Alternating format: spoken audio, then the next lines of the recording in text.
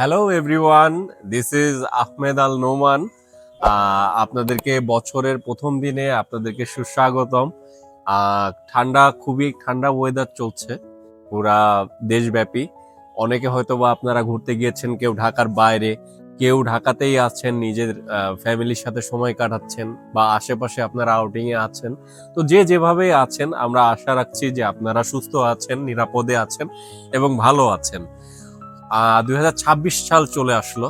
2025 একটি বছর আমরা পার করলাম এবং নতুন বছরকে সামনে রেখে প্রথম দিনে আপনাদেরকে সকলকে অভিনন্দন।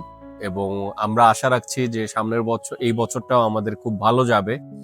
তো আজকে আমরা বেসিক্যালি সামনে এসেছি, যেহেতু আমাদের শীতকাল চলছে। এই শীতের ভিতরে আসলে কিভাবে আপনারা নিজেদেরকে সুস্থ এবং প্রাণবন্ত এবং আপনাদেরকে অ্যাক্টিভ রাখবেন, তো এই বিষয় নিয়ে আমি কিছু আমার ব্যক্তিগত কিছু মতামত আমি দিব, যে কিভাবে আমরা সঠিকভাবে চলাফেরা করতে পারি শীতের মধ্যে। তো এখানে আমার অল্প কিছু টিপস আছে। যেমন আমরা অনেকেই গ্রাম অঞ্চলে এটা আমরা করতাম, দেখতাম যে নানা দাদারা গোসলের আগে বা পরে তারা সরিষার তেল খুব ভালো মতো মাখতো, যাতে করে তাদের কোনো রকম ঠান্ডাজনিত যে সমস্যাগুলা, সর্দি কাশি, এইগুলা থেকে তারা নিরাপদে থাকতো। এবং আমরা অনেকের পা ফাটে বা ঠোঁট ফাটে বা হাতের চামড়ার অংশগুলা ফেটে যায়, এজন্য আমাদের কিছু ক্রিম আছে, যেমন মেরিল হোক, ভ্যাজলিন হোক, এইসব জিনিস আমরা যখনই বাইরে যাব বা ময়েশ্চারের কন্টাক্টে আসব, তখন আমরা এইগুলা সেন্সিটিভ পয়েন্ট গুলাতে আমরা নিয়ে রাখবো। এবং আরেকটা জিনিস বলতে চাই যে আমরা মোজা, ফ্লোর থেকে অনেক বেশি পরিমাণ ঠান্ডা এই জিনিসটা পায়ের মাধ্যমে যে মাথায় উঠে বা শরীরে যায়, এবং আমাদের ঠান্ডাগুলোকে একেবারে পার্মানেন্টলি আমাদের বুকে বা আমাদের শরীরে এটাকে স্থায়ীভাবে রাখে, যার দরুন অনেকের ঠান্ডা কাশি এই জিনিসগুলা লেগেই থাকে। তো আমরা চেষ্টা করব যে মোজা পরার জন্য এবং নিজেকে যথাযথ পরিমাণ ওয়ার্ম রাখার জন্য। আমাদের বেসিক্যালি বাংলাদেশে যদি বর্তমানে আমরা লক্ষ্য করি, তাহলে এই ডিসেম্বরের লাস্ট উইক এবং জানুয়ারির ফার্স্ট উইক, এই টাইমটার ভিতরেই মূলত বেশি শীত পড়ে। তো এছাড়া অন্যান্য সময়গুলোতেও শীত পড়ে, কিন্তু এত তীব্র আকারে নয়। তো এই টাইমটাতে আমাদেরকে একটু বেশি কেয়ারফুল থাকতে হবে। আমরা চেষ্টা করব আমাদের কান, গলা এগুলা ঢেকে রাখা, এবং স্পেশালি যারা বাইকার ভাইরা আছেন, তারা এক ধরনের পিইউ লেদার অথবা রেক্সিনের কিছু সামনে কাভারিং আছে, যেটাতে আপনাকে বাতাস থেকে আপনার বুককে ডিরেক্টলি কন্টাক্ট থেকে বিরত রাখবে। তাদের ক্ষেত্রে স্পেশালি আমাদের আরো বেশি কেয়ারফুল থাকতে হবে, তাদেরকে ওয়ার্ম রাখতে হবে। অনেকে নিউমোনিয়া জনিত রোগ হয়ে থাকে, তো এই নিউমোনিয়া থেকে বাঁচতে হলে আমাদেরকে অবশ্যই আমাদের টেক কেয়ার করতে হবে বাচ্চাদের উপর।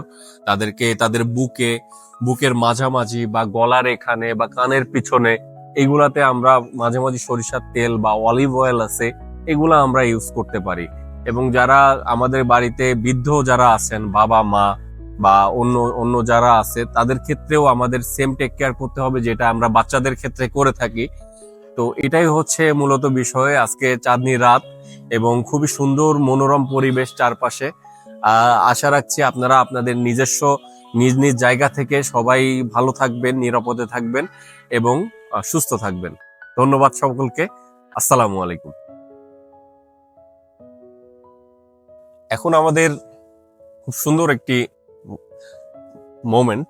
আমরা যদি দেখি পিছনে আমার মাথার উপরে চাঁদ, এবং খুবই সুন্দর নিরিবিলি পরিবেশে আমরা দাঁড়ানো, আশপাশে হাই রাইজ বিল্ডিং, অনেকগুলা বিল্ডিং, এবং আমরা একটি রুফটপের উপরে আছি। তো এখান থেকে মোটামুটি ঢাকা শহরের অনেক পোর্শনটাই দেখা যায় এবং খুবই সুন্দর একটা অনুভূতি তৈরি হয়। তো এখন আমি যে বিষয়ে আপনাদের সামনে আসছি, এই বিষয়টি মূলত আমাদের জীবন কেন্দ্রিক এবং আমাদের প্রত্যেকের সাথেই সংশ্লিষ্ট। ঠিক যেরকম আপনি বলতে পারেন, আমরা প্রত্যেকেই সময় পাই আমাদের জীবনে 24 ঘন্টা। এই সময়টা আপনার জন্য যেরকম, আমার জন্য সেরকম, এবং সবার জন্যই একই রকম। তো এই 24 ঘন্টা টাইম ফ্রেমটাকে যদি আমরা একটু ভাগ করি, তাহলে আমরা মূলত দেখতে পাই যে আমরা মোটামুটি ঘরে সবাই স্পেন্ড করি থেকে 10 ঘন্টা। বাকি সময়টা 8-9 ঘন্টা আমাদের অফিস এবং বাইরে ঘোরাফেরা বা আপনি রাস্তার বাইরে থাকা আর কি, রাস্তায় থাকা, আপনি অফিসে যাচ্ছেন আসতেছেন বা বাইরে সময় কাটাচ্ছেন। তো আমাদের মূলত কথার আজকের টপিকটা হচ্ছে ওই 3 থেকে 4 ঘন্টা, যে টাইমটা আপনি আপনার অফিস বা আপনার কর্মস্থান এবং আপনার ঘুম বা পরিবারে বাসায় সময় কাটানোর বাইরে, এই টাইমটা মূলত আমরা অনেকে অনেকভাবেই কাটাই। কেউ হয়তো আমরা যারা চাকুরিজীবী আছি তাদের ক্ষেত্রে একরকম, আবার যারা ব্যবসায়িক আছেন তাদের ক্ষেত্রে একরকম, বিভিন্ন পেশার মানুষের জন্য বিভিন্ন রকম। কিন্তু আমরা যদি আমাদের নিজেকে সময় দেওয়ার কথা বলি, সেক্ষেত্রে আমরা বলতে পারি অনেকে আমরা হাঁটার অভ্যাস আছে, অনেকে দৌড়ানোর অভ্যাস আছে। এখন যেমন আমরা যদি আমাদের ক্ষেত্রেই উদাহরণ দেই, আমাদের ইসিবি চত্বর থেকে কালশি, এটা অলমোস্ট 3 কিলোমিটার অ্যাবভ ডিস্টেন্স। আমরা মাঝে মাঝে এখান দিয়ে দৌড়াই, একবার যাই একবার আসি, অলমোস্ট 7 কিলোমিটার আমাদের যদি দৌড়াই থাকি দৌড়ানো হয় বা হাঁটতে থাকি হাঁটা হয়। এবং অনেকে আছেন যারা ফুটবল খেলেন, ক্রিকেট খেলেন, আপনার উইকেন্ড যদি হয় 1 দিন বা 2 দিন হয়, তাহলে আপনি সপ্তাহে 1 দিন বা 2 দিন খেলতে পারলেন। আজকাল ঢাকা শহরে বিভিন্ন স্থানে টার্ফের মাঠগুলো আছে, ওইখানে আপনি ক্রিকেট, ফুটবল, অনেকে শর্ট পিচ খেলে যাদের প্রবলেম আছে, তো আপনি এভাবে সময় কাটাতে পারেন।